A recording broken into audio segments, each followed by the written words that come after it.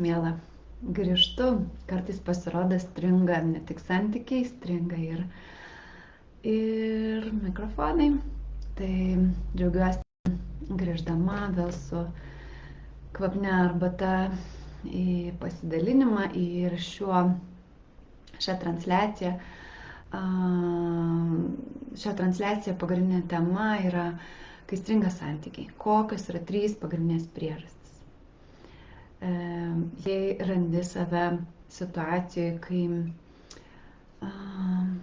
kaip ten su tais santykiais, kaip ten su to vyru, kaip pykti, kad neužgauti kito, randi save, kad arba tam tikrose situacijose nutyli, galvoji tiek to, kad išvengt konflikto patylėsiu, ne? Arba kaip tik tada norisi, ne, taip negali būti, aš kovosiu už savo tiesą iki galo.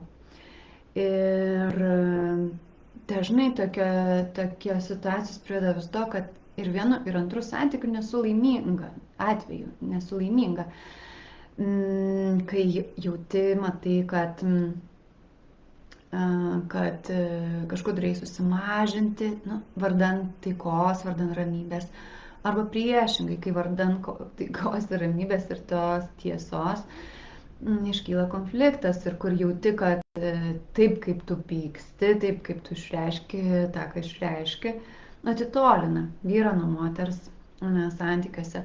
O jau kur kalbėti apie romantiką, apie tą malonumą, tai kurgi jie, kai yra šitie 2 kraštutinumai, tiesiog yra sunku. Galbūt randi save, kaip viena iš klienčių man pasakojo, kad besikreipdama, kad randu save tokioje situacijoje, kaip buvo mano tėvai. Aš jaučiu, kad aš pykstu, kabinėjusi prie savo vyro, visą laiką nepatenkinta, nes iš tikrųjų jaučiuosi, kad kažkoks mano poreikis yra nepatenkintas, kažkas tai vyksta. Ir truputį nerimauju jau, kad gali būti taip, kaip buvo mano tėvų santykiuose. Mano tėvai išsiskyrė, tai tokių girdžiu istorijų. Kitų girdžiu irgi, kaip pykti, kad neužgauti kito mylimojo, bet tuo pačiu išlikti savimi. Kai visur sekasi, o parėjusi meilės romantiškose santykiuose nesiseka, stringa, kažkas tai ne taip, kaip noriu, nesijaučiu, kad būčiau gerbiama, nesijaučiu, kad būčiau išgirsta, nesijauti, kad būtų matoma tokia, kokia esi. Ir tokia, kokia esi su visu tuo, ką išgyveni. Ir sunku netgi pačiai rasti tos tinkamus žodžius ir būdus ir vėl į tą patį modelį įkrenti taip, kaip kad vyko praėjusią kartą, praėjusiuose santykiuose arba šiuose santykiuose praėjusiais kartais. Ir tas konfliktas, susidūrimas, sunkumas, jis neveda į santykių evoliuciją, o kaip tik tarsi kažką daugiau ant širdies nugula, kažkur tai kažkas neišsakyta, arba tiek išsakyta, kad net nebepatogu irgi kaip iš to išeiti neaišku. Tai šitie sunkumai ir tos priežastys šiandien leisiuos pasidalinsiu tomis 3 priežastys, kurias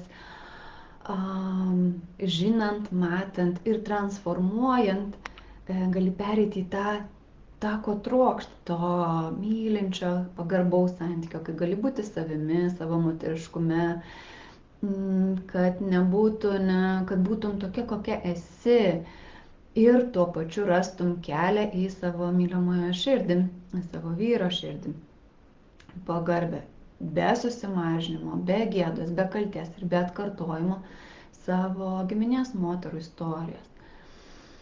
Ir pristatysiu toms, kurios dabar tik tai mane rado, esu Aistė Samulienė, spindinčio moteriškumo, įkūnyto moteriškumo mentorė. Lydžiu moteris į romantinių santykių puoselėjimą, išmintingą, brandų per savo moteriškumo natūralią prigimtį, buvimą savimi. Pati perkeliavau kai 7 metus negalėjau susilaukti, mudu su vyru, tai buvo sunkus išbandymas mūsų partnerystėje, mūsų santuokai, kai be galo, be krašto noriu susilaukti, o negaliu. Ir aš pati tuo metu galvoju, kad aš esu nepakankama moteris, kažkas su manim negerai, kai pereinu iš begalybiškai skausmingų mėnesinių, PMS didžiulių, nuotaikų svyravimų į tą laiką, kai mėnesinių laukiu, džiugina ir tai tampa mano natūraliu moterišku ritmu. Ir tuo dalinuosi su moterimis jau daugelį metų, beveik 15 metų lydžiu per stovyklas, asmeninės konsultacijose, ritualuose virsmų, įvairiose moters gyvenimo situacijose, kaip ir tose natūraliuose santuoka, vaiko gimimas, neperkeliamas į menopauzę, mėnesinių visokie klausimai. Ir taip pat tokios labai specialios, kaip persileidimai, skyrybos, kaip keliauja būti palydėtai per šitos virsmus, transformacijas, kad galėtų moteris sugrįžti į mylinti, atsipalaiduoti į malonumą, atsipalaidavimą ir tą mylinti santykių su savimi, savo kūnu ir savo mylimuoju. Taip. Grįžtu į 3 priežastis santykių trikdžių, strigimų, kur stringa. Tai pirmas yra dalykas pusiausvyra. Pusiausvyrą dabar kaip tik lygiadienio momentą išgyvenam pavasario ir jis primena, kad pusiausvyra labai svarbi santykio vystyme, romantinio santykio su mylimuoju, su vyru vystyme yra labai svarbi pusiausvyra. Pirmiausia, pusiausvyra tarp to, kiek aš rūpinuosi savimi ir kiek rūpinuosi kitais. Jei esi tokia jautri, nejausminga moteris, kuri trokšta mylėti, būti mylima, dažnai nutinka taip, kad vardan meilės atiduodu daugiau, padarau daugiau, rūpinuosi kitais, atrodo, niekaip kitaip negali būti, tik tai, kai tu pasirūpinsi vaikais, tu pasirūpinsi darbais, veikla, namais, visa kuo. Ir kas nutinka? Ir tuo tarpu, jeigu nebelieka pakankamai laiko pasirūpinti savo moterišką dalim, savo sielos poreikis, savo kūno poreikis, tie poreikiai, kurie yra tau svarbus. Kas nutinka? Nutinka, kad iš didelės meilės nutinka konfliktai.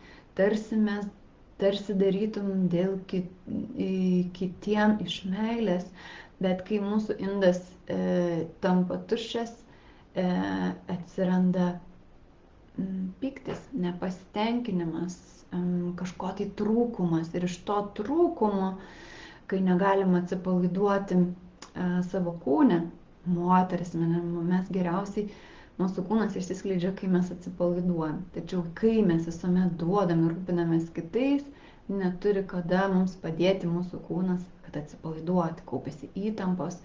Ir tuomet viskas pasitarnauja tik tai tam, kad mus apsaugoti. Ir tada nepasitenkinimas, kylantis konfliktai jau tampa kaip kraštutinė priemonė apginti savo ribas.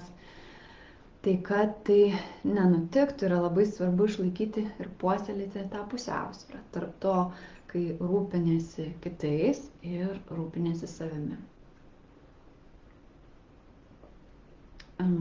Ir šitoj kelioniai tarp laviravimo, rūpinimuosi savimi, rūpinimuosi kitais, svarbus momentas yra, kad dažnai atrodo, kad tiek moteris rūpinasi ir gana, sako, jau viskas, nebeturiu jėgų, nebeturiu išteklių, jau viskas, nebegaliu, ir tampa priešingas tada. Viskas, dabar aš jau savim. Tai yra kitas kraštutinumas. Ir mūsų užduotis yra atkurti tą pusiausvyrą, kaip aštuoniukenė. Kitais rūpinosi, savimi rūpinosi. Ir sujungu visą tai į vienas. Mes gyvenam savo gyvenimus tokios, kokios mes esame, tačiau tarp žmonių, tarp santykėje su mylimuoju, su kitais artimais mylimais. Ir tada tampa tai svarbu įjungti į pusiausvyrą. Ir kodėl tai nutinka? Kodėl, iš kur atsiranda tas noras duoti. Atrodo, net visos aplinkybės susiklosto, kad tik kitais turi rūpintis, tik tu, ne tik ir sunku rasti to laiko daugiau savo, arba tada jau toks griežtas tampa ir irgi su konfliktu atsitraukia visiškai priešingas. Tai atkeliauja iš to laiko, kuomet iš ankstesnės patirties, galbūt vaikystės, iš tos vidinės mergaitės, kuri norėjo būti mylima ir mylėti, tačiau pamatė, patyrė, suvokė tose situacijose, kurios vyko, kad būčiau mylima, turi būti kažkokia geresnė, esnė. Geriau padaryti tą, kruopščiau, švelniau, ten kažkaip atsakingiau, savarankiškiau ir kokį tik norit žodį pridėkite, ne kuris tavo gyvenime. Ir kas gaunasi, tada gaunasi tarsi reikia užsitarnauti meilę ir kaip reikia užsitarnauti ir atsiranda tas vidinis impulsas daryti, duoti kitiem. Ir tuo tarpu nelieka tos erdvės arba mažai jos lieka nepakankamai savo. Ir tada kyla tos įtampos, kurios trukdo, griauna iš tiesų po truputį santykių. Antras dalykas taip pat apie pusiausvyrą vyro ir moters santykiuose, kai vyras ir moteris, vyras ir žmona kuria santykius, jie yra tolygus. Duodam, imam, priimam, pusiausvyrą yra davimo, gavimo, davimo, priėmimo, leisti savo priimti. Kitu atveju, jeigu šitą pusiausvyrą mes prarandam, mes nukeliaujam pasąmoningai į kitas roles. Žinoma, tiesiogiai tu vaikštai su vyru ir žmona, tačiau santykis gali klostytis visiškai kitaip, jeigu kartais prisiemi daug daugiau duodi, negu priimi ar gauni, disbalansas. Ir tuo metu tas, kuris daugiau duoda, yra vienas iš tėvų, tampi mama, globėja savo vyrui, kas įsijungia visas taisyklės taip, kaip vyksta vaikų ir tėvų santykiuose. Ko mes visiškai nenorim romantiškose santykiuose, nes tiesiog jie nesivysto tarp net ir pasąmoniniu būdu, jeigu tai yra tarp mamos ir vaiko. Ne? Lygiai tas pats į kitą pusę. Jeigu kažkurioje vietoje neprisiemu pakankamai atsakomybės kaip suaugusi brandi moteris, o nuolat randu save kai mergaitiškai būsenoj, kur mane reikia išgelbėti, už mane viską padaryti. Ir vyras yra tas, kuris viską sprendžia, netarsi tėtis pasąmoniniu būdu. Vėlgi išsikraipo santykis. Ir tada tie santykiai tiek vienu, tiek kitu atveju, jie gauna dinamiką tokią, kaip vyksta tarp tėvų ir vaikų. Ir ką tai reiškia? Tai reiškia, kad tikrai tik mažėja intimumas, tik mažėja romantika, nes tarp tėvų ir vaikų nėra jokios romantikos. Yra visiškai kiti mylintis santykiai. Ir kai yra nuostabu, kai yra harmonija tarp tėvų ir vaikų ir kai vyras ir moteris susitinka, jie lygiaverčiai. Tai va šitas yra labai, labai svarbu tolygiai vienas kitam. Ir konfliktuose, kuomet vyksta šeimoje konfliktas, būna tas, kad kažkas kažkam kažko jau nebenori duoti, arba tada imasi to kontrolės. Irgi vėl kas gaunasi, tai yra, kad į tam tikrą tarsi norėdama save apsaugoti, moteris ima kontroliuoti, valdyti situaciją, ne taip, kaip dabar tai jau aš viską nepadarysiu. Ir čia atkeliauja ta trečia priežastis, kad jeigu mes jau sulygiuojam pusiausvyrą tarp to, kaip pirma rūpinamės savimi ir kitais, antra, kaip pusiausvyrą tarp vyro ir moters, ir ateina trečia, kai mes jau tą matom, dėliojam, svarbu išmintingai komunikuoti. Tai yra, kaip aš pasakau, kad man kažkas nepatinka, kaip aš pasakau, kai kažkas vyksta ne taip, kaip noriu, konflikte netgi. Nes dažnai ir tipiškai, taip kaip mes esame mačiusios daugelis iš mūsų šeimoje, atsikartojančias istorijas, ne kaip buvo tavo tėvų istorijoje, pažįstamų moterų istorijose, tai yra atsikartoti ir mes neturim pavyzdžių tokio retas labai pavyzdys, kaip harmoningai vyko. Tai yra vyksta arba tai yra arba nutylima vardan šventos remybės, ne, tai yra, na, kad nesipyktume, ne kažką, tai vat, pati turiu išspręsti savyje su savim ir čia, žodžiu, neiškomunikuota į kitą pusę. Ir kita pusė, kai,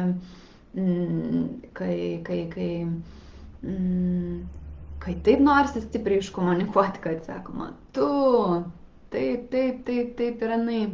Ir kas tada gaunasi? Vienas, antras ir kyla konfliktas ir jisai tik didina atskirti tarp vyro ir moters ir to santykio. Ir tada yra tarp tų irgi kraštutinumų vienas, kad, nes šventos ramybės padelėsiu, ne, ir ten mėgausiesi, ten kažkaip blėstančiais, ten nuotrupom, ten kartais, kai gera nuotaika.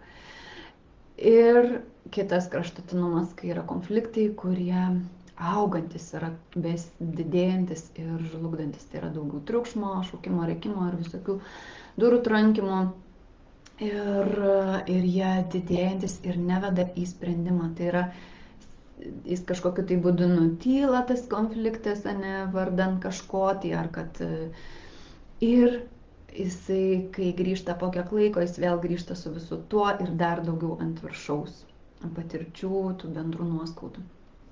Ir tai neveda į sprendimą. Išmintingos komunikacijos būdu komunikuojama taip, kad mes puoselėjame santyki tarpusavę ir jausdamos pagarbą savo ir pagarbą tam žmogui, žinodamos, kad galime jį mylėti ir tuo pačiu galim nepatikti tam tikras elgesys.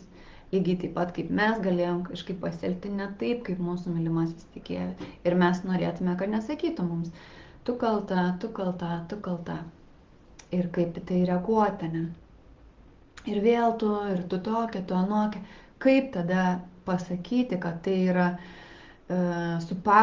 viena vertus pasakyti, kad tai tikrai gana stop ir taip netinka, bet kad santykį nesugriauti, nes mes galim tą pasakyti, norėdamos nutraukti santykį, kad baigti. Kita vertus, kaip pasakyti, kad būčiau išgirsta, gerbiama ir taip pat sumažintume gynybinę reakciją, tai yra tas žmogus gautų žinutę, kad jis yra, turi vietą mūsų širdyje tuo pačiu. Tai čia yra išmintinga komunikacija, kur yra labai svarbi puoselėjant santykius. Ir normalu, kad jeigu daugelis moterų ir tu augai šeimoje, kur nebuvo tokio pavyzdžio, nebuvo pavyzdžių, kaip tai daroma, nes matyti arba taip. Ir nematyti to gražaus harmoningo, kai žmogus, vyras ar moteris sako savo tiesą, bet tuo pačiu išlaikydamas meilę, sakydamas, kas nepatinka, bet tuo metu išlaikant pagarbą ir norą tą puoselėti ryšį. Ir tada tie konfliktai, jie nekūpėsi ir nedarosi, kiekvieną kartą neatsikartoja tie patys su papildomu bagažu, jie darosi vis. Tai yra, po tos konflikto įvyksta begalinis atsilaisvinimas ir dar gilesnis ryšys, dar stipresnė meilė tarp vienas ir kito, palaikymas vienas kito, nes tai yra toks didžiulis žingsnis pažinti vienas kitą ir nepatogumuose, ir sunkumuose. Ir žinoma, kai aplinkui tau yra rūpešių, ten, vaikų, namų reikalų, dar esi atsakinga už savo verslą, veiklą, ten, kur klesti, taip atrodo, kur čia dar, ne, kur čia dar. Tai yra įmanoma. Tiesiog tai nebuvo ir net nėra dar įprasta taip visiškai plačiai, ne, kad būtų taip lengva ir paprasta. Dėl to, kad turim didelį bagažą praeities. Praeities savo giminėse, kolektyvinės praeities, kur tokio pagarbaus ar lygiaverčio santykio nebuvo didelis fokusas tam skirtas. Atvirkščiai buvo tas griaunantis ir neharmoningas. Arba susimažinimas. Ne? Tai toksai Tai visiškai kviečiu jokių būdų nekaltinti savęs ir ieškoti būdų, kaip šitas dalis suderinti. Tai yra pusiausvėra, kai rūpinėsi savimi ir kitais, pusiausvėra tarp vyro ir moters santykių, kaip tai atkurti ir kaip išmintingai komunikuoti tame ryšyje. Ir tuomet romantiniai santykiai galimi iki pat gyvenimo pabaigos ir neturi tame tos trukmės, kaip kad kai kuriuose knygose rašo, kiek trunka metų meilė. Jis trunka, gali trukti tikrai labai ilgai, kai yra pagarba ir meilė ir brandus konfliktų sprendimas. Pati save prisimenu, kai kokiais tarp 15-20 metų buvimo santykioje su vyru tikrai labai žavėjausi ir sakiau, klausyk, kaip įdomu yra, kad kai mes tuokėmės, aš buvau tokia įsimylėjus, tokia mylinti tave, atrodė ta meilė tokia didelė mūsų vestuvių dieną, kad atrodė, wow, aš taip džiaugiausi, kad iš meilės mes tuokėmės, tas ryšys kuriamas.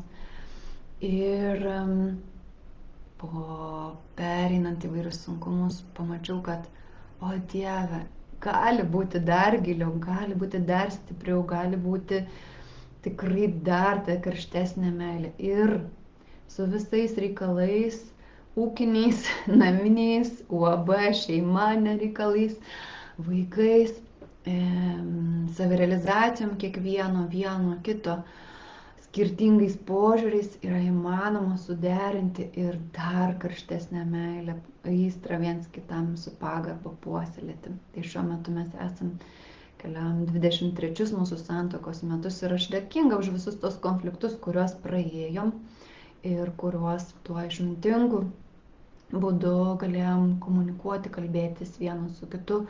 Na, tikrai tai nėra patogus pokalbiai, tikrai nėra, tačiau vardan tos meilės, vardan to atsipalaidavimo, kad gali būti atsipalaidavusi savimi, tokia kokia esi, tokia su visų savo jautrumu, su visų savo noru mylėti, su visais savo ypatumais, tokia kokia esi, būti atsipalaidavusi ir priimta, kad tavęs neteis, nevertins ir gerbs tokia kokia esi.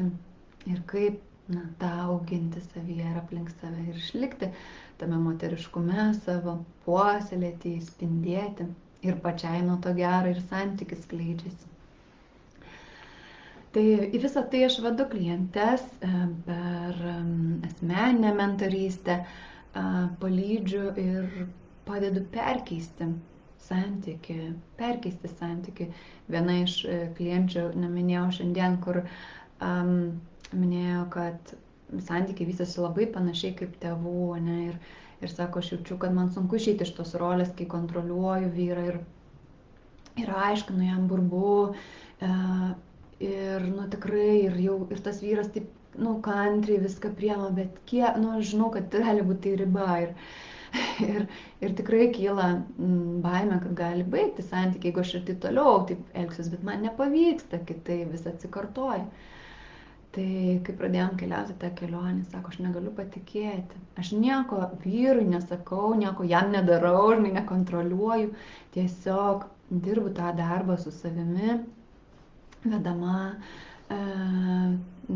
ir aš matau, kaip keičiasi, sako, man vyras pats paskambina, klausia, tarėsi ir tokia šiluma atsirado bendravime, to, ko anksčiau jinai per tą burbėjimą siekdavo, bet aišku nepasiekdavo, o dabar visiškai tuo kitu būdu pati atsipalaidavo ir tas santykis prisipildė švelnumu. Tai viskas yra įmanoma, kai leidžiamės į tą kelionę pažinti ir mokytis iš tiesų tų dalykų, kurių neteko mums mokytis, nes to mokykloje nemoko ir to negalėjom išmokti, jei negalėjai išmokti savo šeimoje. Tai taip, miela, ir jeigu tau rezonuoja, jeigu tau skamba, tai kviečiu parašyti man žinutę, asmeninę žinutę ar komentarą po video. Susisieksiu su tavimi ir susitarsime dėl neįpareigojančio skambučio, kuriame pasižiūrėsime, kaip viena kita su kita derame ir kuo galiu padėti tavo kelionėje į tavo spindintį moteriškumą, natūralų ir romantinių santykių puoselėjimą. Geriausi linkėjimai ir nuostabios dienos.